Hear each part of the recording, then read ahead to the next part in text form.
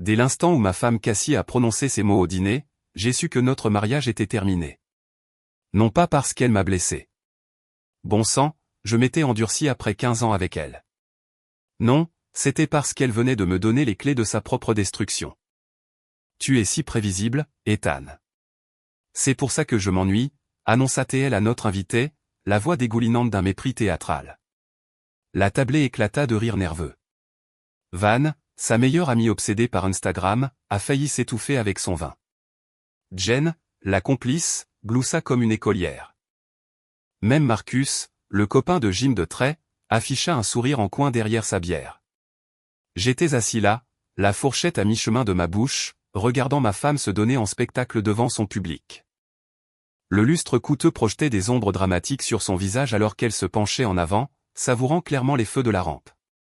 Je veux dire, sérieusement, continua-t-elle en gesticulant sauvagement avec son verre de vin. Chaque matin, même café, même journal, même routine ennuyeuse. Même au lit, c'est comme s'il suivait un manuel. Insérer la languette dans la fente B, zéro créativité, zéro passion. Nouveaux éclats de rire. Van tombait presque de sa chaise, tapant furieusement sur son téléphone, probablement en train de Twitter mon humiliation en direct. Je pouvais déjà voir les hashtags « mari ennuyeux de notre chambre morte ». Un Ethan prévisible.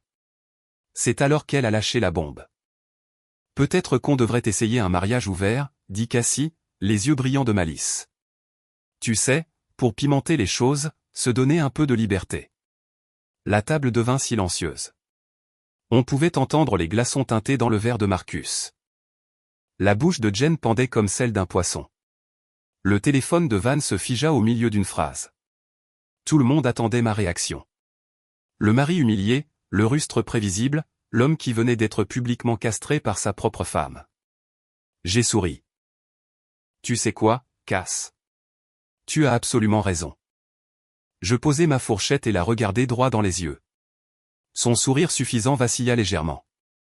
Je suis prévisible et ennuyeux, et apparemment terrible au lit, dis-je en riant, sincèrement amusé. Alors, oui, faisons-le. Va pour le mariage ouvert. Je levai mon verre d'eau dans un semblant de toast. À la liberté et à l'imprévisibilité. Le silence s'étira comme du caramel. Le visage de Cassie passa par la confusion, la suspicion, puis revint à une joie triomphante. Elle s'attendait à une dispute, des larmes, peut-être que je parte en claquant la porte. Au lieu de cela, j'avais accepté, devant témoin. Ce qu'elle ne savait pas, ce qu'aucun d'entre eux ne savait, c'est que notre contrat de mariage contenait une clause très spécifique sur l'infidélité. Une clause sur laquelle j'avais insisté après sa première liaison sentimentale 5 ans plus tôt. Une clause qui se déclencherait si l'un de nous poursuivait d'autres relations tout en étant marié. Et grâce à ma nature prévisiblement paranoïaque, chaque dîner chez nous était enregistré par notre système de sécurité, audio et vidéo d'une clarté cristalline. Elle venait d'avouer vouloir une liaison, de suggérer un mariage ouvert, et j'avais accepté, le tout enregistré, avec des témoins. Que la partie commence, chérie. Eh bien, dit Cassie, la voix légèrement tremblante mais essayant de garder le contrôle. Je suis contente que nous soyons enfin sur la même longueur d'onde. Oh, nous sommes définitivement sur la même longueur d'onde maintenant, répondis-je, toujours souriant. Ça devrait être très intéressant. Après le dîner, alors que nos invités partaient avec des au revoir maladroits et des regards en coin, Cassie me coinça dans la cuisine. Qu'est-ce que c'était que ça, siffla-t-elle, son masque tombant enfin. Que veux-tu dire, demandai-je innocemment, chargeant la vaisselle dans le lave-vaisselle avec une précision méthodique. Tu voulais un mariage ouvert. J'ai accepté. N'est-ce pas ce que tu voulais? Si, oui, mais, elle cherchait ses mots. Tu n'es pas censé être d'accord avec ça. Pourquoi pas? Tu as soulevé d'excellents points. Je suis prévisible. Je suis ennuyeux. Peut-être que nous avons tous les deux besoin d'explorer d'autres options. Ses yeux se plissèrent. Tu prépares quelque chose. Moi, préparer quelque chose? Je ris.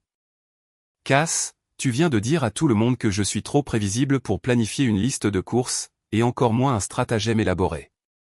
Fais-moi au moins crédit pour ma cohérence. Cette nuit-là, alors que Cassie textotait frénétiquement avec ses copines, planifiant probablement son prochain coup, j'étais assis dans mon bureau à domicile, relisant notre contrat de mariage. Article 7, section 3. Dans le cas où l'une des parties s'engagerait dans des relations extra-conjugales, qu'elles soient physiques ou émotionnelles, ladite partie renonce à toute prétention sur les biens communs, les considérations de garde et la pension alimentaire. Mon avocat avait été méticuleux, très méticuleux. J'ouvris mon ordinateur portable et commençai à taper un email à mon avocat, David Chen.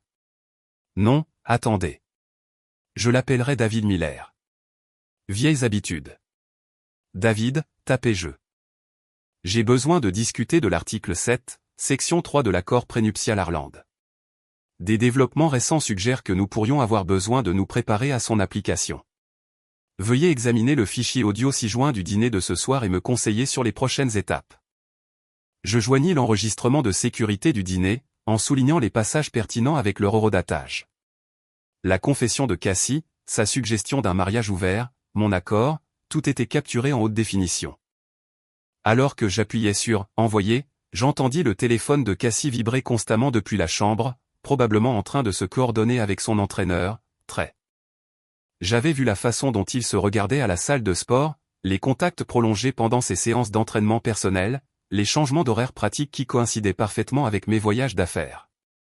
Pauvre Cassie, elle se croyait si maligne, si subtile. Elle n'avait aucune idée que son mari prévisible avait 3 longueurs d'avance depuis des mois. Mon téléphone vibra. C'était un texto de mon meilleur ami, Joël. Mec, qu'est-ce qui s'est passé ce soir? Van a déjà posté à ce sujet sur Instagram. Je répondis, je suis juste en train de donner à ma femme ce qu'elle veut. Ça devrait être instructif. Tu me fais peur, mec. Tu as l'air trop calme. Ne t'inquiète pas, répondis-je. Je suis très prévisible. 3 jours après le dîner, Cassie passa à l'action. J'étais dans mon bureau quand j'ai entendu sa voiture entrer dans l'allée à 14 heures. Inhabituel, puisqu'elle prétendait avoir des réunions avec des clients tout l'après-midi. Par ma fenêtre, je la regardais se diriger vers la porte d'entrée en sautillant presque, le téléphone collé à l'oreille. Non, il l'a très bien pris, disait-elle assez fort pour que je l'entende. Je pense qu'il est en fait soulagé. Il est probablement en train de télécharger des applications de rencontres, le pauvre type. Elle fit irruption par la porte d'entrée, toujours au téléphone. Je reconnus la voix criarde de Van à l'autre bout du fil. Je te le dis, Van, c'est parfait. Je peux m'amuser avec Trey, et quand Ethan finira inévitablement par tout gâcher ou devenir jaloux, je serai la victime. Gagnant-gagnant. J'enregistrai mon travail et descendis. Cassie était dans la cuisine, ayant mis le haut-parleur tout en fouillant dans le réfrigérateur. Oh, et écoute ça, continua-t-elle à l'intention de Van. Jen a trouvé des informations compromettantes sur l'entreprise d'Ethan. Apparemment, sa société de sécurité est à peine rentable. Quand nous divorcerons, j'aurai probablement la maison et une pension alimentaire juste pour me maintenir à flot. C'était nouveau pour moi, considérant que mon entreprise venait de réaliser son trimestre le plus rentable le mois dernier. Mais l'ex-mari de Jen travaillait dans une entreprise concurrente, donc ces informations privilégiées étaient probablement un mélange de vœux pieux et d'espionnage industriel. « Salut, chérie », dis-je en entrant dans la cuisine. « Comment se sont passées tes réunions avec les clients ?» Cassie sursauta, manquant de faire tomber son téléphone. « Oh, elles se sont bien passées. »« Génial. J'ai même vendu la propriété Henderson. »« C'est merveilleux. Je pensais que la propriété Henderson avait été vendue le mois dernier. » Un éclair de panique traversa son visage. Je voulais dire l'autre propriété Henderson. Des Henderson différents. Ah, bien sûr. Stupide que je suis. J'ouvris le réfrigérateur et pris une bière. Au fait, j'ai suivi ton conseil sur le fait d'être moins prévisible. Je me suis inscrit sur quelques applications de rencontres. J'espère que ça ne te dérange pas, le mensonge coula de source.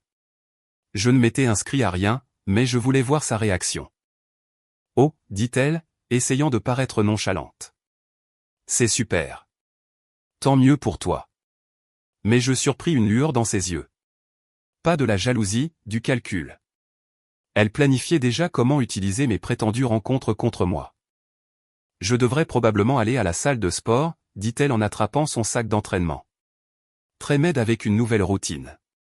J'en suis sûr. Salue-le de ma part. Après son départ, j'appelai mon détective privé, un ancien flic grisonnant nommé Frank Morrison, spécialisé dans les affaires matrimoniales. Frank, c'est Ethan Harland. J'ai besoin que vous commenciez à surveiller ma femme. Documentation complète, photos, vidéos, témoignages si possible. À partir de quand? Elle vient de partir pour la salle de sport. Cheveux blonds, BMW bleu, plaque d'immatriculation commençant par Cassie.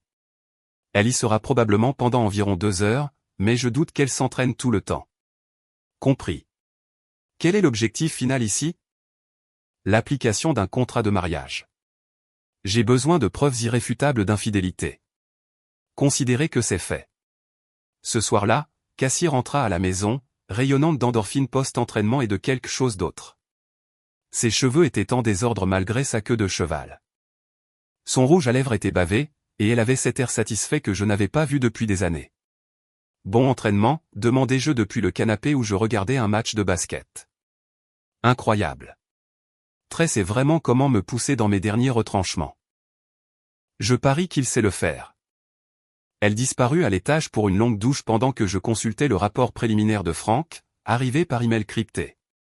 Des photos de Cassie et Trey sur le parking de la salle de sport, engagés dans ce qu'on pourrait généreusement appeler une conversation intime.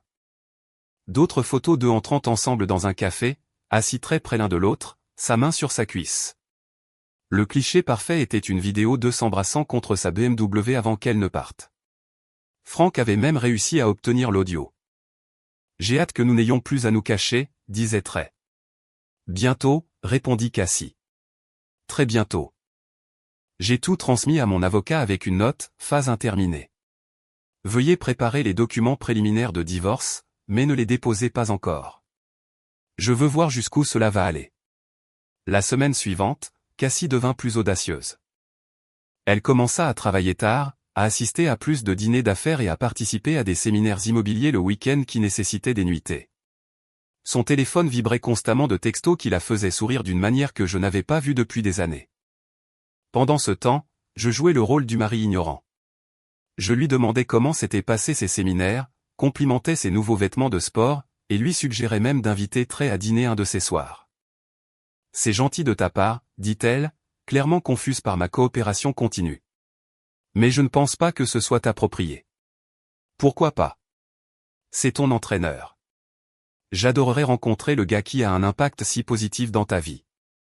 Elle ne pouvait pas contester cette logique sans révéler la vraie nature de leur relation. Mes filles, Mia et Lexi, passaient la semaine chez mes parents à Austin, un arrangement pratique que Cassie avait suggéré, affirmant qu'elle avait besoin d'espace pour y voir plus clair.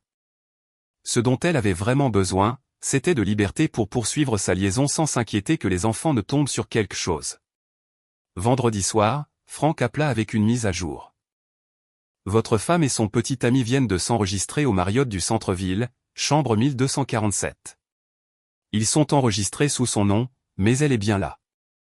Vous voulez que je me rapproche? Non. Les photos du hall sont suffisantes. Documentez simplement la chronologie. Entendu. Oh, et Ethan, vous pourriez vouloir savoir que ce type a une réputation. J'ai fait quelques recherches. Il a eu 3 emplois dans des salles de sport en 2 ans, partant toujours dans des circonstances mystérieuses impliquant des clientes mariées. Intéressant. Envoyez-moi tout ce que vous avez sur lui. Déjà dans votre boîte de réception. J'ai passé la soirée à lire le dossier de Trey. Trevor, Trey Bowers, 34 ans, originaire de l'Oklahoma, a abandonné l'université, a enchaîné divers emplois dans le fitness, avait l'habitude de cibler des femmes mariées et riches, 2 ordonnances restrictives suite à de précédentes liaisons qui ont mal tourné. Une faillite et une conduite en état d'ivresse l'année dernière. Ma femme savait vraiment bien les choisir. Samedi matin, Cassie rentra à la maison avec des histoires élaborées sur sa conférence immobilière. Elle avait tant appris, rencontré tant de gens intéressants, noué des contacts précieux pour de futures affaires. C'est merveilleux, chérie, dis-je en lui tendant une tasse de café. Tu sembles vraiment pleine d'énergie. Je le suis. J'ai l'impression de devenir enfin la personne que j'étais censé être. Je suis heureux pour toi. Nous devrions fêter ça. Que dirais-tu d'un dîner chez Romano ce soir? L'endroit de notre anniversaire. Elle parut confuse. Notre anniversaire n'est que dans 3 mois. Je sais, mais j'ai pensé qu'on pourrait célébrer ton nouveau départ, ton voyage de découverte de soi. Quelque chose dans mon ton la fit hésiter, mais elle ne pouvait pas tout à fait identifier quoi. C'est attentionné, mais je suis épuisé par la conférence. On remet ça. Bien sûr, peut-être la semaine prochaine. Cet après-midi-là, alors que Cassie faisait la sieste à l'étage, apparemment, les conférences étaient épuisantes, je reçus un appel de Joël. Ethan, qu'est-ce qui se passe? Je viens de voir la story Instagram de Cassie d'hier soir. Elle était dans un restaurant chic du centre-ville, mais elle t'a dit qu'elle était à une conférence, n'est-ce pas? Je consultais son Instagram. Effectivement, il y avait une photo d'un dîner coûteux pour 2. Verre de vin, chandelle. La légende disait, parfois, il faut savoir se faire plaisir. Soin de soi, nouveau départ, vivre ma vie à fond. On dirait qu'elle a passé un bon moment, dis-je calmement. Mec, c'est clairement un dîner romantique. Tu vois ça? Je le vois. Et tu es d'accord avec ça? Demanda Joël. Elle a demandé un mariage ouvert. J'ai accepté. C'est à ça que ça ressemble. Mais rien. Elle explore ses options. Je la soutiens. Tu es bizarre, mec. Ça ne te ressemble pas. C'est peut-être ça le problème. J'ai peut-être été trop prévisible. Après avoir raccroché, je restais assis dans mon bureau, fixant la publication Instagram de Cassie. Elle documentait sa propre liaison, créant un registre public de son infidélité. C'était presque trop facile. Mon téléphone vibra avec un texto de Franck. Ils sont de retour à la salle de sport. Vous voulez que je continue la surveillance? Oui, tapez-je en retour. Et Franck, commencez à documenter tout ce qu'elle publie sur les réseaux sociaux. Faites des captures d'écran de tout. Déjà fait. Cette dame nous facilite grandement la tâche. Ce soir-là, alors que Cassie se préparait pour une autre soirée entre filles, je fis mes propres plans. Il était temps de commencer la phase 2 de ma réponse prévisible à son comportement imprévisible. Lundi matin apporta le premier véritable test de ma patience. Je préparais le petit déjeuner quand Cassie entra nonchalamment dans la cuisine, vêtue d'une nouvelle robe que je n'avais jamais vue auparavant. Moulante, chère et totalement inappropriée pour une journée de visite de maison avec des clients. Nouvelle robe, demandai-je, retournant les pancakes avec une précision méthodique. Oh, ce vieux truc? Je l'ai depuis une éternité. Elle se servit un café, évitant mon regard. J'ai une grosse réunion client aujourd'hui. Les Thompson sont enfin prêts à faire une offre sur ce manoir à Highland Park. Les Thompson avaient conclu l'achat d'une autre maison il y a 2 semaines. Je le savais parce que leur agent immobilier était un de mes amis et nous en avions discuté autour d'un verre, mais je me contentais de hocher la tête et de sourire. C'est super, chérie. J'espère que ça se passera bien. Elle attrapa un toast et se dirigea vers la porte. Je risque d'être en retard ce soir. Ces clients haut de gamme aiment prendre leur temps. Bien sûr qu'ils le font. Après son départ, j'appelai Franck. Elle part dans la BMW. La même routine qu'hier. Très probablement. Je reprendrai la filature à la salle de sport. Franck, aujourd'hui, je veux que vous soyez créatif. J'ai besoin de preuves qui vont au-delà de simples photos. Pouvez-vous vous approcher suffisamment pour enregistrer les conversations? Ça dépend de l'endroit, mais probablement. À quoi pensez-vous? Je pense que ma femme est sur le point de commettre une très grosse erreur, et je veux que ce soit documenté sous tous les angles possibles. À 10 heures, Franck m'envoya la première mise à jour. La cible et le sujet sont dans un café sur M Street. Très public, très évident. Elle lui montre quelque chose sur son téléphone. On dirait des annonces immobilières. Intéressant. J'appelai mon ami Tom Richardson qui travaillait à la société de titres que Cassie utilisait pour la plupart de ses transactions. Tom, c'est Ethan. Une petite question.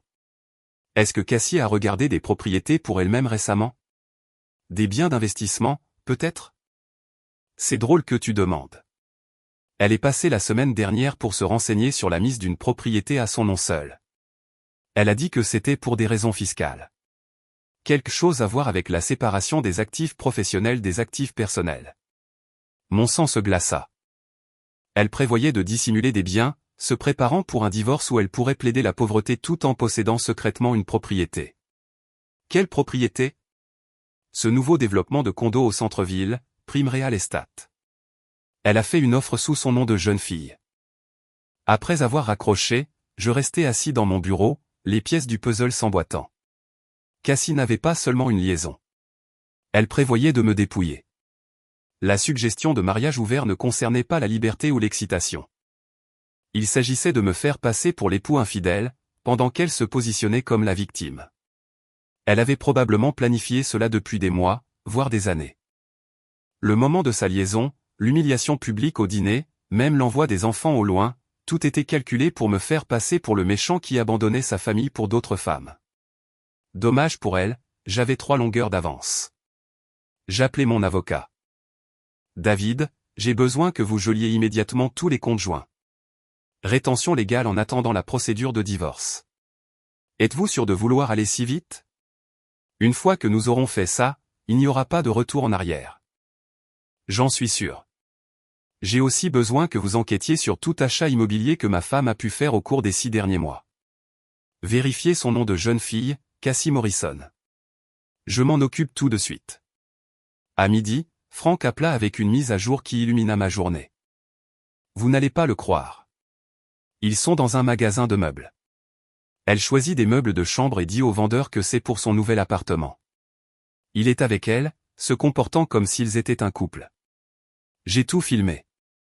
S'il vous plaît, dites-moi que vous avez l'audio. Encore mieux, je faisais semblant de regarder des canapés à proximité. Elle lui a dit, et je cite, « Une fois le divorce finalisé, on pourra arrêter de se cacher.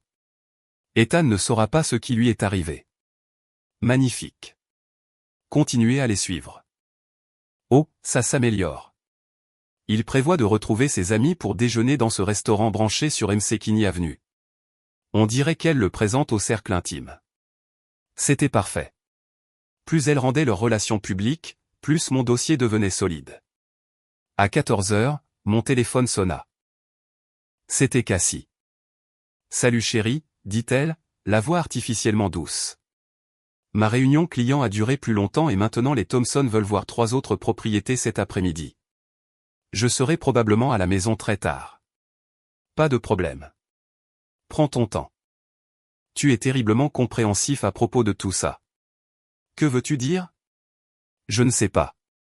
La plupart des maris seraient contrariés que leur femme travaille autant, soit si souvent absente. Cassie, tu as demandé de l'espace pour y voir plus clair. Je te donne de l'espace. N'est-ce pas ce que tu voulais? Une pause. Oui, c'est ça. Je suppose que je m'attendais à plus de résistance. C'est peut-être une partie du problème. J'ai peut-être été trop contrôlant, trop exigeant de ton temps. Ce nouvel arrangement est bon pour nous deux. C'est vrai. Oui, c'est bien. Mais elle semblait incertaine, comme si ma coopération dérangeait son scénario. Après avoir raccroché, je me remis au travail. J'avais une entreprise à diriger après tout. Et malgré les fausses informations de Jen, elle était florissante. En fait, je venais de décrocher un contrat majeur avec une chaîne d'hôtels de luxe qui avait besoin d'une refonte complète de sa sécurité. À 16 heures, Franck m'envoya une photo qui me fit éclater de rire. Cassie et Trey étaient dans un restaurant huppé, partageant ce qui était clairement un déjeuner romantique avec Van et Jen. Mais voici ce qui rendait la situation parfaite, Van prenait des photos du couple heureux et les publiait sur Instagram en temps réel. J'ai fait une capture d'écran de chaque publication. Van avait tagué le lieu, le restaurant, et même Trey sur plusieurs photos. Elle créait une chronologie numérique de leur liaison, avec horodatage et coordonnées GPS. La meilleure amie de ma femme construisait mon dossier de divorce pour moi, une publication Instagram à la fois. À 18 heures, j'ai décidé de m'amuser un peu. J'ai conduit jusqu'au restaurant où ils prenaient encore leur long déjeuner d'affaires et je suis entré comme si je rencontrais un client. L'hôtesse m'a placé à une table avec une vue parfaite sur leur banquette. Cassie me tournait le dos, mais je pouvais voir très clairement, et il pouvait me voir. Lorsque nos regards se sont croisés à travers le restaurant, son visage est devenu blanc. J'ai souri et fait un signe de la main. Trey se pencha et chuchota quelque chose à Cassie. Elle se retourna, me vit et faillit renverser son verre de vin. J'ai sorti mon téléphone et je l'ai appelé. Salut chérie, dis-je quand elle répondit. Je suis chez Romano, en train de dîner avec un client potentiel. Où as-tu dit que tu montrais des maisons aujourd'hui? Nous les Thompson voulaient manger un morceau après avoir visité les propriétés. C'est gentil. Avec quel Thompson es-tu? Je pensais que tu avais dit que c'était le couple grand avec les jumeaux. À travers le restaurant, je la regardais paniquer. Les Thompson qu'elle avait mentionnés plus tôt étaient en effet grands avec des jumeaux. Mais elle était assise avec 3 adultes et aucun enfant. En fait, ce sont des Thompson différents. Les petits Thompson. Sans enfants. Ah, je vois. Eh bien, profitez de votre dîner. Je devrais retourner à mon client. J'ai raccroché et j'ai regardé pendant qu'elle chuchotait frénétiquement à sa table. Trey avait l'air de vouloir ramper sous la banquette. Van et Jen regardaient autour d'elle nerveusement, réalisant probablement qu'elles avaient été prises dans le mensonge. J'ai fini mon dîner lentement, en m'assurant de rester visible. Toutes les quelques minutes, je jetais un coup d'œil et faisais un signe de la main. Au moment où je suis parti, leur table entière avait l'air d'assister à un enterrement. Cette nuit-là, Cassie est rentrée d'une humeur que je n'avais jamais vue auparavant. Confuse, en colère et légèrement effrayée. « Qu'est-ce que tu faisais chez Romano ce soir ?» demanda-t-elle. « Je dînais avec un client. »« Et toi, qu'est-ce que tu faisais là-bas ?»« Je t'ai dit que j'étais avec les Thompson. »« C'est vrai, les petits Thompson sans enfants. Ils ont l'air gentils. » Bien que la femme ressemblait beaucoup à Van, et l'homme ressemblait remarquablement à cet entraîneur de ta salle de sport. Elle me fixa pendant un long moment. « Tu me fais suivre ? Pourquoi te ferais-je suivre ? Nous avons un mariage ouvert, tu te souviens ? Tu es libre de dîner avec qui tu veux. Alors pourquoi es-tu apparu au même restaurant ? Une coïncidence. Bien que, si je te faisais suivre, je suppose que je saurais que tu es allé à ce même restaurant 4 fois au cours des 2 dernières semaines. Mais comme nous sommes ouverts et honnêtes l'un envers l'autre, je suis sûr que tu l'aurais mentionné. La couleur quitta son visage. Elle réalisait que son mari prévisible n'était peut-être pas aussi naïf qu'elle l'avait pensé. « Je vais me coucher, dit-elle doucement. Bonne nuit, chérie. Fais de beaux rêves. » Alors qu'elle montait à l'étage, mon téléphone vibra avec un texto de Franck. « J'ai tout eu d'aujourd'hui. Cette dame est en train de creuser sa propre tombe. De combien de preuves supplémentaires avez-vous besoin ? » Je répondis, « Continuez. Je veux que ce soit absolument blindé. » Reçu. Oh, et Ethan. Le petit ami de votre femme avait l'air sur le point de vomir quand il vous a vu ce soir. Je pense qu'il commence à comprendre que ça ne va pas bien se terminer pour lui. J'ai souri en éteignant les lumières. Demain allait être très intéressant. Le lendemain matin, je me suis réveillé pour trouver Cassie déjà partie. Pas de mots, pas de texto, pas d'explication. Son côté du lit donnait l'impression qu'elle avait à peine dormi, et j'ai entendu sa voiture quitter l'allée à 6 heures du matin. J'ai fait du café et vérifié mon téléphone. 3 appels manqués de Joël, 2 de mon avocat, et une série de textos de Franck qui m'ont fait redresser. Réunion d'urgence à 7 heures. Quelque chose d'important s'est passé. Café sur Main Street. J'ai enfilé des vêtements et je suis allé retrouver Franck. Mon esprit s'emballait, envisageant toutes les possibilités. Cassie avait-elle compris qu'elle était suivie ? Trey avait-il fait quelque chose de stupide ? S'étaient-ils enfuis ensemble ? Franck attendait dans une banquette d'angle, l'air sombre. « Quelle est la situation ?» demandai-je en m'asseyant en face de lui. « Votre femme a rencontré un avocat spécialisé en divorce hier après-midi. Après que vous ayez quitté le restaurant, elle est allée directement au cabinet d'avocats Peterson, Blake et Associates. » Ma tasse de café s'arrêta à mi-chemin de ma bouche. Elle demande le divorce. C'est pire. J'ai réussi à obtenir des informations d'un contact au cabinet. Elle prétend que vous avez été violent, contrôlant, et que vous l'avez menacée si elle essayait de partir. C'est insensé. Je n'ai jamais levé la main sur elle. Je le sais et vous le savez. Mais elle construit un récit. L'histoire du mariage ouvert, elle va prétendre que vous l'y avez forcé comme une forme d'abus psychologique. Elle dit que vous lui avez dit qu'elle ne valait rien et que personne d'autre ne voudrait d'elle. Je fixai Franck, les pièces s'emboîtant. Elle essaie d'inverser les rôles. Exactement. Elle veut déposer la demande en premier, Invoquer les mauvais traitements et se présenter comme la victime. Sa liaison devient une recherche de réconfort face à un mariage abusif. Et votre coopération devient une preuve de comportement contrôlant. Et toutes nos preuves. Les enregistrements, les photos, ses propres publications sur les réseaux sociaux. C'est là que ça devient intéressant. Elle prétend que le dîner était une façon pour vous de l'humilier devant ses amis et que vous la harcelez depuis. Je sentis une rage froide monter en moi. Après tout ce que j'avais fait pour être raisonnable, pour lui donner l'espace qu'elle demandait, elle allait essayer de me détruire. Franck, j'ai besoin que vous accélériez tout. Obtenez-moi un dossier complet sur traits, finances, antécédents, tout. Et je veux une surveillance sur eux 24h24, 7J7. Déjà fait. Mais Ethan, il y a autre chose. Mon contact dit qu'elle prévoit de demander une ordonnance restrictive aujourd'hui. Elle va prétendre que vous l'avez menacée, elle et son amie. Les menacer? Comment? En vous présentant au restaurant hier soir. Elle appelle ça du harcèlement et de l'intimidation. Je ris, mais il n'y avait aucun humour là-dedans. Donc, dîner dans un restaurant public est maintenant du harcèlement dans sa version des faits. Oui. Elle prétend aussi que vous surveillez son téléphone et que vous la suivez. Avons-nous surveillé son téléphone? Non, juste une surveillance publique et les réseaux sociaux. Tout est légal. Bien. Laissez-la demander son ordonnance restrictive. Je déposerai mes propres documents aujourd'hui. J'appelais mon avocat depuis le parking.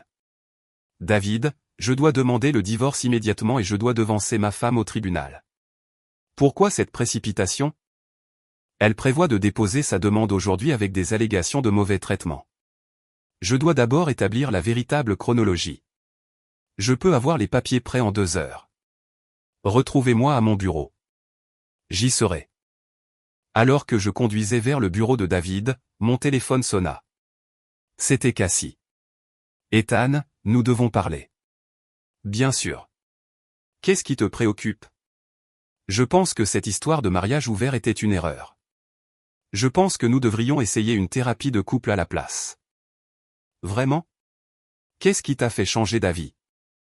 Tu me manques. Ce que nous avions me manque. C'est un timing intéressant, considérant que tu as passé l'après-midi d'hier avec un avocat spécialisé en divorce. Silence. Puis, je ne sais pas de quoi tu parles. Peterson, Blake et Associates. Tu y étais de 15h30 à 17h15, juste après notre rencontre fortuite chez Romano. Tu m'as suivi? Je n'ai pas besoin de te suivre, Cassie. Tu as affiché toute ta liaison sur les réseaux sociaux. Van documente ta relation avec Trey depuis des semaines. Tu as été aussi discrète qu'une enseigne au néon. Un autre long silence. Je veux rentrer à la maison et en parler. Ce n'est probablement pas une bonne idée. Pourquoi pas? C'est ma maison aussi. En fait, selon notre contrat de mariage, que tu as déclenché en demandant un mariage ouvert puis en commençant immédiatement une relation extra-conjugale, ce n'est plus ta maison. Tu ne peux pas être sérieux. Je suis toujours sérieux, Cassie. Tu l'as dit toi-même. Je suis prévisible comme ça. Ethan, s'il te plaît. Parlons-en comme des adultes. C'est ce que nous faisons. Je te parle en ce moment même. Je veux dire, en personne, face à face. Je ne pense pas que ce soit sage. Surtout que tu prévois de demander une ordonnance restrictive en prétendant que je t'ai menacé. Le silence s'étira si longtemps que je pensais qu'elle avait raccroché. Qui t'a dit ça, murmura-t-elle finalement. Est-ce que ça a de l'importance? Le fait est que tu as fait ton choix. Tu voulais de l'imprévisibilité. Félicitations. Tu l'as eu. Je raccrochai et entrai dans le bureau de David. 2 heures plus tard, j'en sortis avec les papiers de divorce, une contre-ordonnance restrictive et une requête pour geler tous les actifs en attendant la résolution. David avait travaillé vite et efficacement, utilisant chaque preuve que Franck avait recueillie. La beauté de la chose, expliqua David, c'est qu'elle a documenté sa propre infidélité. Chaque publication Instagram, chaque apparition publique avec ce personnage de trait, chaque mensonge qu'elle a dit, tout cela est la preuve de sa violation du contrat de mariage. Et ses allégations de mauvais traitement? Plus difficile à prouver qu'elle ne le pense. Vous avez été coopératif, solidaire, et vous avez même encouragé sa découverte de soi. Les enregistrements de votre dîner la montrent vous humiliant. Pas l'inverse. Et se présenter dans un restaurant où elle se trouvait par hasard n'est pas du harcèlement, c'est une coïncidence. Quand est-ce qu'on lui signifie les papiers? Cet après-midi. Je la fais signifier à la salle de sport où elle rencontrera son petit ami. Impact maximum, vie privée minimum. À 15 h, Franck appela avec une mise à jour. Les papiers ont été signifiés. Vous auriez dû voir son visage. Elle était sur le tapis de course à côté de Trey quand l'huissier de justice s'est approché. La moitié de la salle de sport l'a vu se faire remettre les papiers du divorce. Comment Trey a-t-il réagi? Comme un cerf pris dans les phares. Je crois que la réalité vient de le frapper, il couche avec une femme mariée qui est sur le point de tout perdre dans un divorce. Où sont-ils maintenant? Sur le parking. Elle pleure. Il fait les 100 pas. Et ils ont ce qui ressemble à une dispute assez animée. Pouvez-vous obtenir l'audio? J'y travaille, ok. J'ai quelque chose. Elle lui dit que ce n'est pas comme ça que ça devait se passer. Il demande si elle va vraiment perdre la maison. Elle dit que son avocat lui a promis qu'elle obtiendrait la moitié de tout. Et maintenant elle réalise que son avocat ne connaissait pas la clause du contrat de mariage. Trey demande si cela signifie qu'elle sera fauchée. Hello? C'est intéressant. Elle vient de le gifler. Elle l'a giflé en plein visage. Maintenant, il monte dans sa voiture. On dirait qu'il la laisse sur le parking. Je devais admirer la justice poétique de la situation. La liaison qui devait la libérer de son mari ennuyeux et prévisible venait de lui coûter tout, y compris son petit ami. Franck, je veux que vous arrêtiez la surveillance maintenant. Laissez-la faire son prochain mouvement sans que nous la regardions. Je pense qu'elle est sur le point de faire quelque chose de très stupide. Vous êtes sûr? J'en suis sûr. Elle est acculée maintenant. Et les gens acculés font des choix désespérés. Je veux qu'elle fasse ses choix sans aucune influence de notre part. Ce soir-là, j'étais seul à la maison, préparant le dîner et profitant du calme quand ma sonnette retentit. J'ai regardé par le moniteur de sécurité et j'ai vu Cassie sur le perron avec 2 grandes valises. J'ai ouvert la porte. Je peux vous aider? J'habite ici, Ethan. En fait, non. Plus maintenant. L'ordonnance restrictive que tu as demandée ce matin fonctionne dans les 2 sens. Tu ne peux pas être à moins de 150 mètres de moi ou de cette propriété. Je n'ai jamais demandé d'ordonnance restrictive. Vraiment? Alors pourquoi mon avocat a-t-il reçu une copie de ta demande cet après-midi? Elle parut confuse. Mon avocat a dit qu'il attendrait jusqu'à demain. Eh bien, il n'a pas attendu et moi non plus. Alors maintenant, nous avons tous les deux des ordonnances restrictives l'un contre l'autre, ce qui signifie que tu dois partir. Où suis-je censé aller? Je ne sais pas. Peut-être chez Trey. Son visage se décomposa. Trey a rompu avec moi. Il a dit qu'il n'avait pas signé pour ce genre de drame. Je suis désolé de l'apprendre. Non, tu ne le es pas. Tu te délectes de ça. Tu as raison. Je me délecte de ça. Tu voulais voir à quoi ressemblait l'imprévisibilité. Eh bien, la voilà. Ethan, s'il te plaît. J'ai fait une erreur. J'étais confuse et effrayée, et tu as décidé d'avoir une liaison, de prévoir de voler mes biens et de porter de fausses accusations de mauvais traitement. Ce n'est pas de la confusion, Cassie. C'est de la trahison calculée. Je n'ai jamais porté d'accusation de mauvais traitement. Ton avocat l'a fait cet après-midi, juste après que les papiers du divorce t'aient été signifiés. Elle me fixa, la réalisation se faisant jour. Il a dit qu'il me protégeait. Il protégeait ses honoraires. Maintenant, tu es sans abri, fauché et tu risques des accusations de parjure pour fausses accusations. Ce n'est pas fini, Ethan. Si, c'est fini. Tu ne le sais juste pas encore. J'ai fermé la porte et j'ai regardé à travers le moniteur de sécurité alors qu'elle restait sur mon perron pendant encore 10 minutes, pleurant et passant des appels téléphoniques.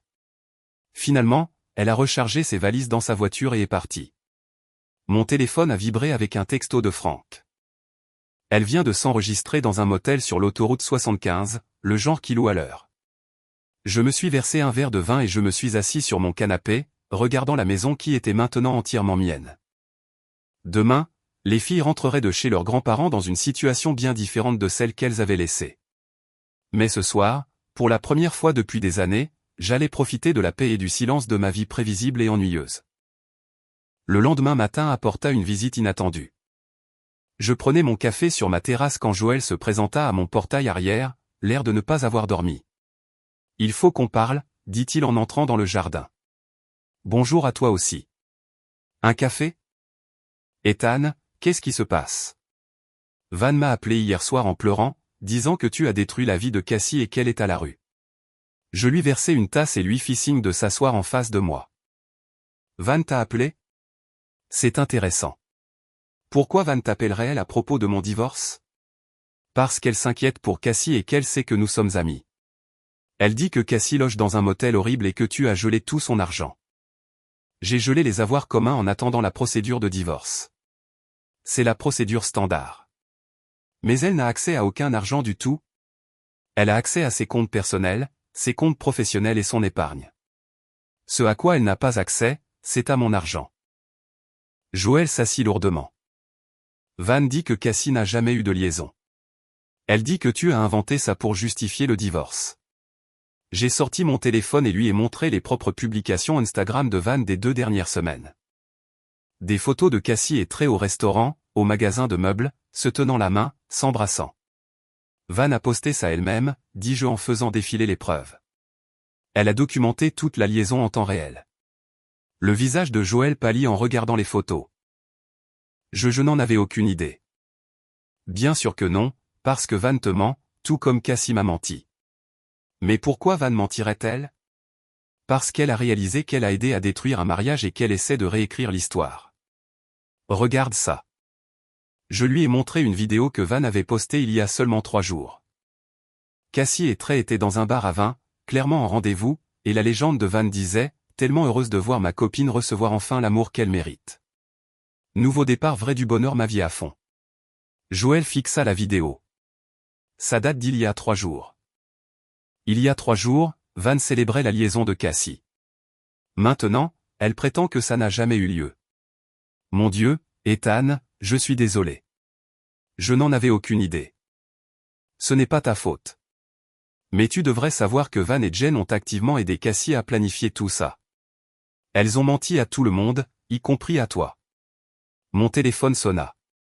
C'était mon avocat. David, quelles sont les nouvelles ? Bonne et mauvaise nouvelle. La bonne d'abord. Le juge a rejeté ces allégations de mauvais traitement. Les preuves étaient trop minces et nos contre-preuves trop solides. Et la mauvaise nouvelle ? Elle a engagé un nouvel avocat. Gros cabinet, tactiques agressives. Ils vont contester le contrat de mariage. Sur quelle base ? Ils prétendent que vous l'avez forcé à le signer sous la contrainte. C'est ridicule. Nous avions tous les deux des conseils juridiques indépendants et elle a eu 2 semaines pour l'examiner. Je sais, mais ils vont rendre les choses compliquées. Ils prétendent aussi que les enregistrements de votre système de sécurité ont été obtenus illégalement. Les enregistrements ont été faits dans ma propre maison avec des avis affichés concernant la surveillance de sécurité. Je le sais aussi, mais ils vont tout contester. Ça va devenir cher et sale. Après avoir raccroché, Joël me regardait avec inquiétude. À quel point ça va devenir grave, demanda-t-il. Aussi grave que Cassie voudra le rendre. Elle va se battre pour tout, même si le contrat de mariage est en béton. Y a-t-il quelque chose que je puisse faire ? En fait, oui. J'ai besoin que tu sois un témoin de moralité. Tu nous connais tous les deux depuis 10 ans. Tu as vu comment notre mariage fonctionnait vraiment. Bien sûr, tout ce dont tu as besoin. Et Joël, sois prudent avec Van et Jen. Ce ne sont pas les personnes que tu crois. Cet après-midi-là, j'ai récupéré mes filles chez mes parents. Mia, ma fille de 14 ans, a jeté un coup d'œil à mon visage et a su que quelque chose n'allait pas. Où est maman ? Demanda-t-elle alors que nous rentrions à la maison. Ta mère et moi, nous divorçons, ma chérie. Elle reste ailleurs pour l'instant. À cause de son petit ami, demanda Lexi, ma fille de 10 ans, depuis la banquette arrière. J'ai failli sortir de la route. Qu'est-ce que tu sais sur un petit ami ? On n'est pas stupide, papa, dit Mia. On l'a vu envoyer des textos tout le temps, et elle est bizarre depuis des mois. En plus, Van a posté des photos d'eux ensemble sur Instagram. Vous avez vu les publications Instagram de Van? Tout le monde à l'école les a vues. C'était assez évident. Je me suis garé dans notre allée et je me suis tourné vers les deux filles. Je veux que vous sachiez que ce n'est pas de votre faute. Et ça ne change rien à l'amour que votre mère et moi vous portons. On sait, papa, dit Mia. Mais est-ce qu'on peut rester avec toi? Maman est un peu folle en ce moment. Nous réglerons l'arrangement de garde bientôt. Pour l'instant, oui, vous restez avec moi. Ce soir-là, alors que les filles faisaient leurs devoirs et que je préparais le dîner, ma sonnette retentit. À travers le moniteur de sécurité, j'ai vu Cassie debout sur mon porche à nouveau, mais cette fois, elle n'était pas seule. Un homme en costume cher se tenait à ses côtés, probablement son nouvel avocat. J'ai ouvert la porte, mais je ne les ai pas invités à entrer. Monsieur Harland, dit l'avocat, je suis Robert Peterson du cabinet Peterson, Blake et Associates. Je représente votre femme. Ex-femme, corrigez-je. En fait, vous êtes toujours légalement mariés jusqu'à ce que le divorce soit finalisé. Nous sommes ici pour discuter d'un règlement raisonnable. Je vous écoute. Ma cliente est prête à abandonner ses allégations de mauvais traitement en échange d'un partage à 50-50e de tous les actifs, de la garde partagée des enfants et d'une pension alimentaire raisonnable. J'ai ri. Votre cliente a déclenché un contrat de mariage qui traite spécifiquement de l'infidélité. Elle n'a droit à absolument rien. Nous sommes prêts à contester ce contrat au tribunal. Bonne chance avec ça. Il a été examiné par des conseils juridiques indépendants, signé volontairement, et elle l'a violé publiquement et à plusieurs reprises. Monsieur Harland, dit Cassie en s'avançant, s'il vous plaît, pensez aux filles. Voulez-vous vraiment leur faire subir une bataille judiciaire compliquée? Je pense aux filles. C'est pourquoi je veux qu'elles voient que les actions ont des conséquences. Papa. La voix de Mia venait de derrière moi. Je me suis retourné pour voir les deux filles debout dans le couloir, observant la confrontation. Maman, dit Lexi en me contournant. Où étais-tu? Le visage de Cassie s'adoucit. Salut, mes bébés. Vous m'avez tellement manqué. Pourquoi ne nous as-tu pas appelés? Demanda Mia, et je pouvais entendre la blessure dans sa voix. Je m'occupais de problèmes d'adultes. Comme ton petit ami, demanda Mia sans détour. Le visage de Cassie devint blanc. Peterson semblait mal à l'aise. Mia, ce n'est pas assez compliqué. Non, ça ne l'est pas, dit Mia. Tu as trompé papa et maintenant vous divorcez. On n'est pas des petites. Les filles, dis-je doucement. Pourquoi n'iriez-vous pas finir vos devoirs? Votre mère et moi devons finir de parler. Après qu'elle soit montée, Peterson tenta une autre approche. Monsieur Harland, vous devez sûrement voir que se battre au tribunal ne fera que blesser tout le monde. La seule personne que cela blesse est votre cliente, qui a fait une série de très mauvais choix. Nous avons des preuves que vous avez harcelé et maltraité Madame Harland. Vraiment? Quelles preuves? Vous l'avez suivie dans des restaurants, engagé des détectives privés et surveillé ses activités. J'ai dîné dans un restaurant public. J'ai engagé un détective pour documenter sa liaison menée publiquement, et je n'ai rien surveillé. Elle a affiché toute sa relation sur les réseaux sociaux. Peterson commençait à paraître moins confiant. Néanmoins, nous sommes prêts à nous battre. Alors battez-vous. Mais vous devriez savoir que j'ai des enregistrements de votre cliente avouant la liaison, planifiant de cacher des actifs et conspirant pour porter de fausses accusations de mauvais traitement. J'ai des dizaines de photos et de vidéos d'elle avec son petit ami. Postées par ses propres amis. Et j'ai des registres financiers montrant qu'elle essayait d'acheter une propriété sous son nom de jeune fille pour la dissimuler lors du divorce. Cassie et Peterson restèrent silencieux. Alors voici ma contre-offre, continuai-je. Elle n'obtient rien du mariage. Pas d'actifs, pas de pension, pas de garde partagée. Elle peut avoir des visites supervisées avec les filles si elles veulent la voir, ce dont je doute franchement. C'est complètement déraisonnable, protesta Peterson. Ce qui est déraisonnable, c'est une femme qui détruit son mariage, abandonne ses enfants, et s'attend ensuite à être récompensée pour cela. Ethan, dit Cassie doucement. Je sais que j'ai fait des erreurs, l'interrompis-je. Cassie. Tu n'as pas fait d'erreur. Tu as fait des choix. Tu as choisi d'avoir une liaison. Tu as choisi de m'humilier devant nos amis. Tu as choisi de planifier de voler mes biens. Tu as choisi de porter de fausses accusations de mauvais traitement. Ce n'étaient pas des erreurs. C'étaient des décisions calculées. Je n'ai jamais voulu que ça aille aussi loin. Mais c'est allé aussi loin, et maintenant tu dois vivre avec les conséquences. Peterson me tendit une carte de visite. Quand vous serez prêt à être raisonnable, appelez mon bureau. Je suis raisonnable. Votre cliente n'a droit à rien, et c'est exactement ce qu'elle va obtenir. Après leur départ, j'ai trouvé les filles dans la chambre de Mia, parlant doucement. Ça va, demandai-je en m'asseyant sur le bord du lit. On a tout entendu, dit Mia. Maman a vraiment tout gâché, n'est-ce pas? Oui, c'est vrai. Est-ce qu'on va devoir la voir? Demanda Alexis. Seulement si vous le voulez. Le tribunal ordonnera probablement une sorte de droit de visite, mais je m'assurerai que vous ayez le choix. Bien, dit Mia. Parce que pour l'instant, je n'ai pas vraiment envie de la voir. Ça pourrait changer, et c'est normal aussi.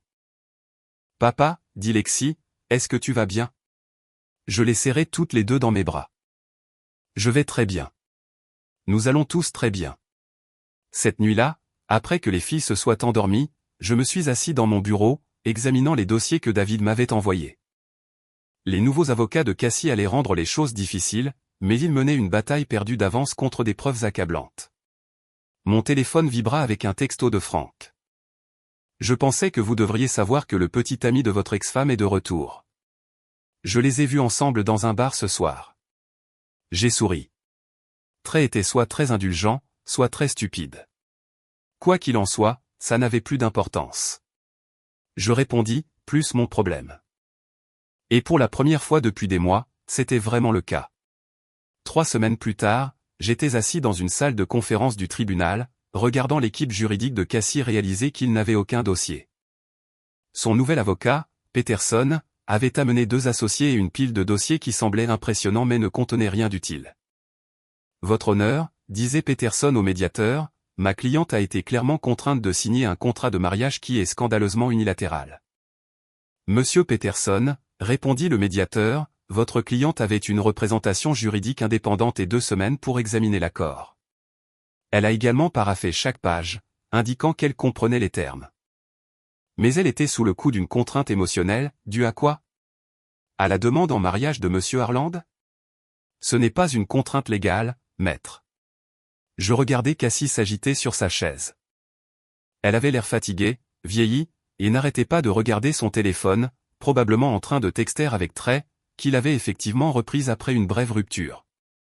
Selon le rapport final de Franck, ils vivaient maintenant ensemble dans un 2 pièces dans un mauvais quartier de la ville.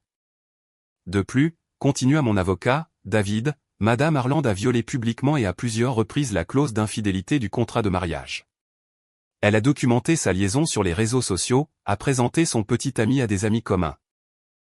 Et l'a même emmené acheter des meubles pour ce qu'elle appelait leur nouvel appartement. Objection, dit Peterson. Ce sont des oui-dire. En fait, répondit David en sortant un iPad, ce sont des preuves. Voici des captures d'écran des publications de Madame Harland sur les réseaux sociaux, des publications de ses amis. Et des images de sécurité du magasin de meubles où on l'a entendu discuter de ses plans de divorce avec son petit ami. Le médiateur examina les preuves avec un étonnement croissant. Madame Harland, avez-vous posté ces photos et commentaires sur votre compte Instagram public? Cassie regarda Peterson, qui hocha la tête à contre-cœur. Oui, mais j'étais émotionnellement confuse. Et madame, la confusion n'annule pas un contrat légal, surtout quand la confusion a duré plusieurs mois et a impliqué une planification détaillée. Peterson tenta un dernier angle. Votre honneur, le mari de ma cliente a engagé des détectives privés pour la harceler et la maltraiter. Monsieur Peterson, interrompit le médiateur, engager un détective privé agréé pour documenter les activités d'un conjoint dans des lieux publics est tout à fait légal. Monsieur Harland n'a pas piraté son téléphone. Placé des dispositifs d'écoute ou pénétré sur une propriété privée. Il a simplement documenté ce qu'elle faisait ouvertement et publiquement. Mais l'impact émotionnel d'être prise en flagrant délit d'adultère n'est pas un motif pour annuler un contrat de mariage. Je vis le combat s'éteindre dans l'équipe juridique de Cassie. Ils avaient pris ce cas en pensant qu'ils pourraient m'intimider pour obtenir un règlement, mais les preuves étaient trop accablantes. Votre honneur, dit David, nous aimerions présenter une dernière preuve. Il lança l'enregistrement audio de notre dîner. La voix de Cassie, claire comme de l'eau de roche, se moquant de moi devant nos amis et suggérant un mariage ouvert. Cet enregistrement a été fait dans la propre maison de mon client. Avec des avis affichés concernant la surveillance de sécurité. On entend clairement Madame Harland humilier son mari et suggérer qu'il voit d'autres personnes. Ce n'était pas une femme sous contrainte. C'était une femme qui planifiait une liaison. Le médiateur regarda Cassie avec quelque chose qui approchait du dégoût. Madame Harland, est-ce votre voix sur l'enregistrement?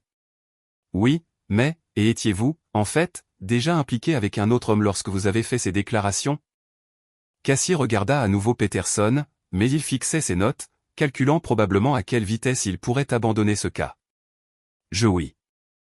Donc, vous humiliez publiquement votre mari tout en menant secrètement une liaison, puis vous avez suggéré un mariage ouvert pour légitimer votre relation existante? Ce n'était pas comme ça, madame, c'est exactement comme ça que c'était.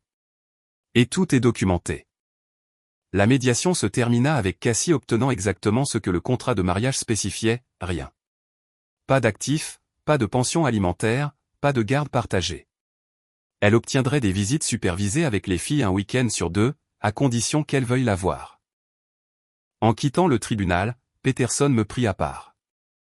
Monsieur Harland, ma cliente est prête à faire une dernière offre. Je vous écoute. Elle renoncera à toute prétention sur les actifs et la pension en échange de la garde partagée des enfants. Absolument pas, elle est leur mère. C'est une femme qui a abandonné ses enfants pour avoir une liaison, leur a menti à plusieurs reprises et leur a fait subir un divorce inutile. Les filles ne veulent même pas la voir en ce moment. Ça pourrait changer. Peut-être. Mais jusqu'à ce que ça change, l'arrangement de garde reste en place. Peterson hocha la tête d'un air sombre et s'éloigna. Ce soir-là, j'étais à la maison avec les filles quand ma sonnette retentit. À travers le moniteur de sécurité, j'ai vu Van et Jen debout sur mon porche, l'air nerveux. J'ai ouvert la porte mais je ne les ai pas invités à entrer. Ethan, dit Van. Il faut qu'on parle. À propos de quoi? De Cassie. Elle ne va pas bien. Ce n'est plus mon problème. C'est notre amie, ajouta Jen. Nous sommes inquiètes pour elle. Vous auriez dû vous inquiéter pour elle quand elle détruisait son mariage et abandonnait ses enfants. On a essayé de l'arrêter, dit Van, mais sa voix manquait de conviction. Vraiment? Parce que j'ai des captures d'écran de vos publications Instagram célébrant sa liaison. Vous avez dit que Trey était exactement ce dont elle avait besoin et qu'elle vivait enfin sa meilleure vie. Les deux femmes semblaient mal à l'aise. On la soutenait, c'est tout, dit faiblement Jen. Vous étiez des complices. Vous l'avez encouragée à détruire sa famille et maintenant vous voulez que j'aie pitié d'elle parce qu'elle fait face aux conséquences. Elle n'a nulle part où aller, dit Van. Elle vit dans cet appartement horrible avec un type qui la traite comme une ordure. Encore une fois, pas mon problème.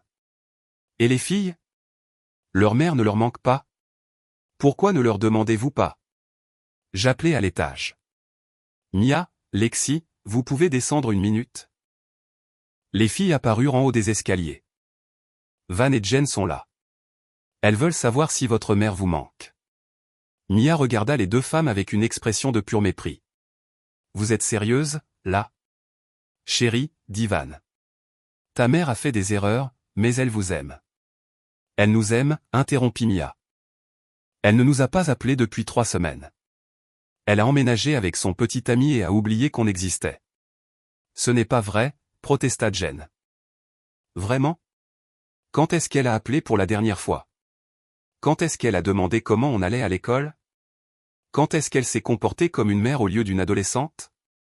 Van et Jen n'avaient aucune réponse. Elle a choisi son petit ami plutôt que sa famille, ajouta tranquillement Lexi. Maintenant, elle doit vivre avec ce choix. Les filles, dis-je doucement, allez finir vos devoirs. Après leur départ, je me suis retourné vers Van et Jen. Vous les avez entendus. Votre chantage à la culpabilité ne les intéresse pas, Ethan, s'il te plaît, dit Van. Cassie sait qu'elle a tout gâché. Elle veut arranger les choses. Alors elle peut commencer par remettre sa vie en ordre, trouver un travail et prouver qu'elle est capable d'être une adulte responsable. Jusque-là, Elle a des visites supervisées un week-end sur 2, et seulement si les filles veulent la voir. C'est si dur. Ce qui est dur, c'est une mère qui abandonne ses enfants pour un petit ami. Ce qui est dur, ce sont des amis qui encouragent ce comportement et s'attendent ensuite à ce que tout le monde nettoie les dégâts. Vous vouliez juste quoi? Soutenir votre ami pendant qu'elle détruisait sa famille. Célébrer sa liaison sur les réseaux sociaux? Mentir aux amis communs sur ce qui s'est réellement passé? Les deux femmes semblaient honteuses. Voici un conseil gratuit, continuez-je. Ne vous mêlez pas des mariages des autres et réfléchissez-y à 2 fois avant de publier la liaison de quelqu'un sur Instagram. Après leur départ, j'ai trouvé Mia dans sa chambre en train de faire ses devoirs. Ça va, demandai-je. Je vais bien. Je n'arrive juste pas à croire que Van et Jen aient eu le culot de venir ici et de faire comme si on devait avoir pitié de maman. Elles essaient d'aider leur ami. Leur ami a détruit notre famille. Pourquoi devrions-nous nous soucier de son malheur? Tu n'es pas obligé. Mais un jour, tu voudras peut-être une relation avec ta mère, et c'est normal aussi. Peut-être un jour, mais pas aujourd'hui. Je la serrai dans mes bras. C'est tout à fait raisonnable. 2 mois plus tard, le divorce était finalisé. Cassie obtint exactement ce que le contrat de mariage spécifiait, rien. La maison était à moi. L'entreprise était à moi. Les économies étaient à moi. Elle n'avait aucun droit sur tout cela. Les filles l'avaient vue 2 fois pour des visites supervisées, qui se sont toutes 2 terminées plutôt parce qu'elle passait tout son temps à se plaindre de sa situation de vie et à leur demander de me convaincre de lui donner plus d'argent. Ce n'est plus la même personne, m'a dit Mia après la 2e visite. C'est comme si elle s'était transformée en cette étrangère amère et en colère. Les gens deviennent parfois qui ils sont vraiment quand ils sont sous pression, répondis-je. C'est ce qui t'est arrivé? Tu es devenu qui tu es vraiment. J'y ai réfléchi. Peut-être. Ou peut-être que j'ai juste arrêté de prétendre être quelqu'un que je n'étais pas, je préfère qui tu es vraiment. Moi aussi, ma grande. Moi aussi. Cette nuit-là, alors que j'étais dans mon bureau à examiner des contrats pour le travail, j'ai reçu un texto d'un numéro inconnu. Ce n'est pas fini. Tu as détruit ma vie, et je ne te le pardonnerai jamais. Je l'ai montré à Mia, qui m'apportait une tasse de café. Maman, demanda-t-elle. Probablement. Tu es inquiet. Pas le moins du monde. Elle a détruit sa propre vie. Je l'ai juste documenté. J'ai supprimé le texto sans répondre et je suis retourné au travail. 6 mois plus tard, j'ai appris par Joël que Cassie et Trey avaient de nouveau rompu, cette fois pour de bon. Elle travaillait comme réceptionniste dans un cabinet médical et vivait dans un studio. Van et Jen avaient pris leur distance avec elle après qu'elle leur ait emprunté de l'argent à toutes les 2 et ne l'ait jamais remboursé. Tu te sens parfois mal pour elle, me demanda Joël autour d'un verre un soir. Non, répondis-je honnêtement. Elle a fait ses choix. Elle aurait pu me parler de son malheur, suggérer une thérapie, ou demander une séparation. Au lieu de cela, elle a choisi d'avoir une liaison, de m'humilier publiquement et d'essayer de voler mes biens. Elle a mérité tout ce qui lui est arrivé. C'est assez froid. C'est assez réaliste.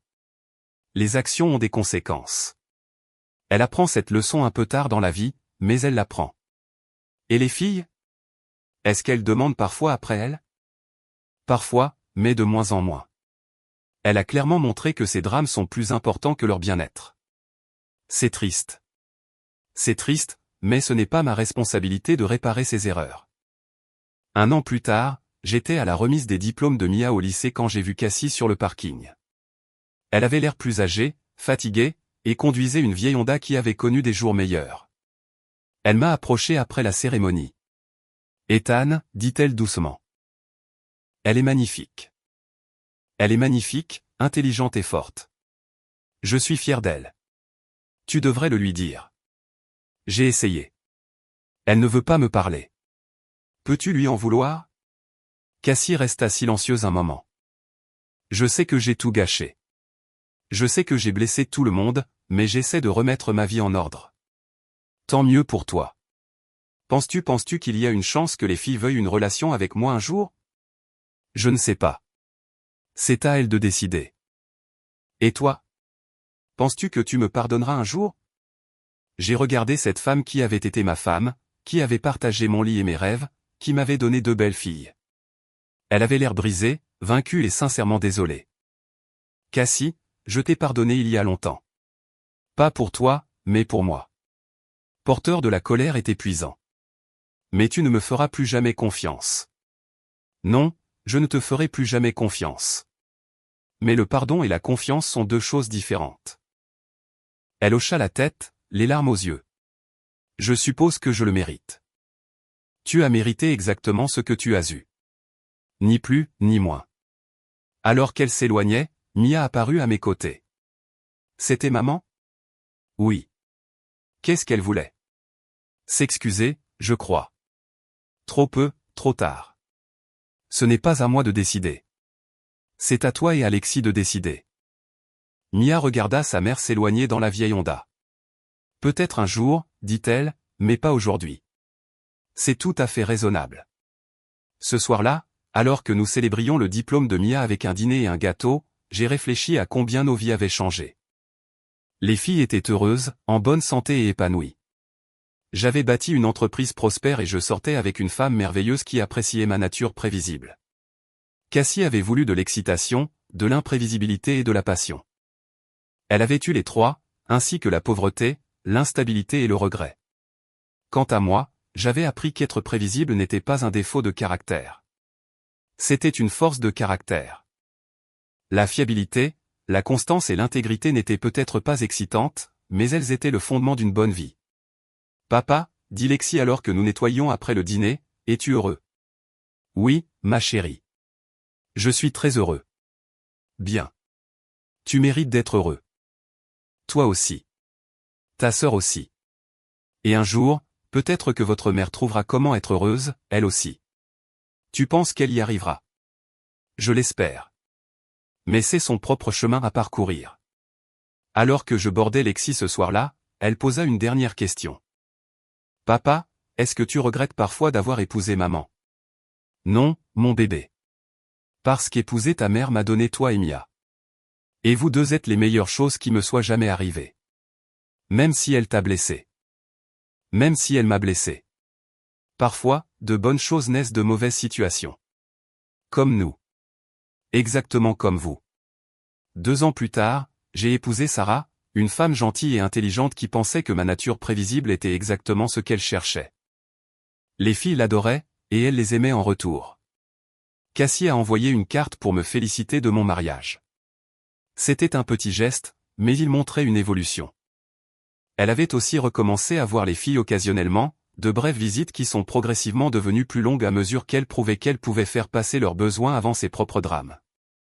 Ce ne serait jamais plus pareil, et la confiance mettrait des années à se reconstruire, si jamais elle le pouvait. Mais c'était un progrès. Alors que je dansais avec Sarah à notre réception de mariage, j'ai aperçu Mia et Lexi riant avec leurs amis. Elles étaient de belles et confiantes jeunes femmes qui avaient appris très tôt que les actions ont des conséquences et que l'intégrité compte plus que l'excitation. Tu as l'air heureux, me murmura Sarah à l'oreille. Je suis heureux. Prévisiblement heureux. Bien. J'aime ce qui est prévisible, même si c'est ennuyeux. Surtout parce que c'est fiable. Je l'ai fait tourner sur la piste de danse, pensant à quel point ma vie aurait pu être différente si Cassie n'avait jamais demandé ce mariage ouvert. Si elle ne m'avait jamais humilié à ce dîner, si elle n'avait jamais déclenché la clause du contrat de mariage qui lui a tout coûté. Mais alors, j'ai réalisé quelque chose. Je n'étais pas désolé que ce soit arrivé. Plus maintenant. Parce que sa trahison m'avait forcé à devenir l'homme que j'étais toujours censé être. Pas le lâche qui tolérait le manque de respect, mais l'homme qui se défendait, lui et ses enfants. Son imprévisibilité m'avait appris la valeur de ma propre constance. Son chaos m'avait montré la beauté de la stabilité, et son égoïsme m'avait révélé ma propre force. Alors que la chanson se terminait et que Sarah me souriait, j'ai repensé aux mots de Cassie de ce dîner lointain. Tu es si prévisible. C'est pour ça que je m'ennuie. Elle avait eu raison sur une chose. J'étais prévisible. Prévisiblement loyal. Prévisiblement honnête, prévisiblement protecteur des gens que j'aimais. Et prévisiblement, j'avais gagné.